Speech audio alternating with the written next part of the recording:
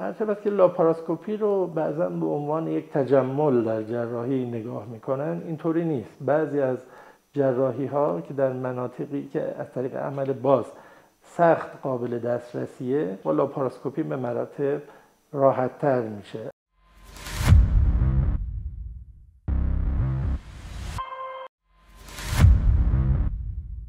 بسم الله الرحمن الرحیم. دکتر سید محمد قوهستانی هستم، فلوشیپ اورولوژی اطفال و جراحی‌های کم تهاجمی در اطفال و دانشیار دانشگاه علوم پزشکی تهران. خب سال‌هاست که لاپاراسکوپی آرمامنتاریوم جراحان شده. رفتیم به سمت جراحی‌های کم تهاجمی. خوشبختانه در ایران با تلاش پیشکسوتانی که میشناسیم رواج خوبی و پذیرش خوبی پیدا کرد، اما دنیا همچنان در حال پیشرفته. اون چیزی که ما الان در دنیا باهاش روبرو هستیم روبوتیک سرجری، فول روبوتیک سرجری. کشورهای مختلف دستگاهاشو ساختن، ولی اون چیزی که رواج داره دستگاهی است به نام داوینچی، جنریشن‌های نسل‌های مختلف داشته و دست آمریکایی‌هاست. حالا آمریکایی‌ها درست میکنن. اون چیزی که من مشاهده میکردم در سالهای اخیر این بود که به خاطر حالا شرایطی که وجود داره که در کشور ما به هر تقدیر ربات وارد نشده، یک نوع در واقع عدم اعتماد به نفسی شاید در بین جراحان یا یک جور ناراحتی نسبت به این محرومیت رو من حس می‌کردم. بعداً متوجه شدم بسیاری از کشورها که کشورهای نسبتاً متمولی هم هستن، مثل فرانسه، اسپانیا و حالا کره جنوبی، رفتن به سمت اینکه این خلأ رو با ترکیبی از ابزارهای لاپاراسکوپی سمی روبوتیک میشه اسمشو گذاشت و علمیتر ALI Articulated Laparoscopic Instrument و بعضی ها هم ترکیبش با دید سه‌بعدی این مسئله رو جبران کنن.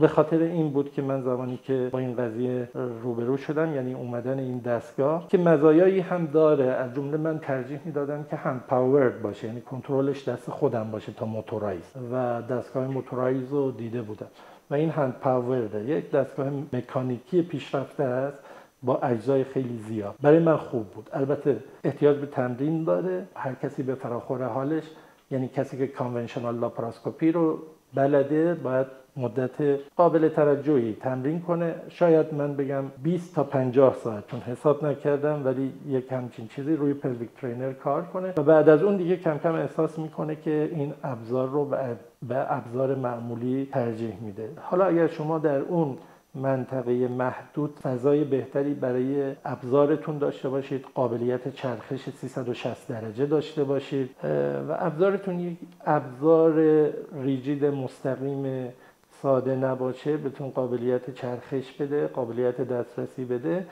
این فضای شما رو برای کار راحت تر میکنه، سرعت شما رو بالا میبره و اعصاب شما رو راحت تر نگه میداره که دقت بیشتری در جراحیتون بکنید و حتما این قضیه به نفع مریضه. یعنی حال جراح در کیفیت جراحی، حداقل همه ما که جراح هستیم میدونیم تاثیر داره.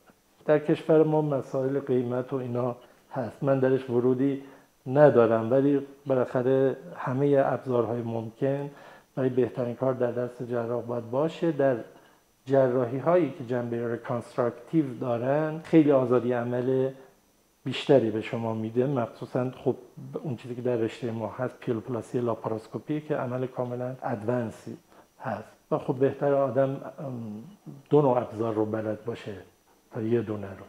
متشکرم.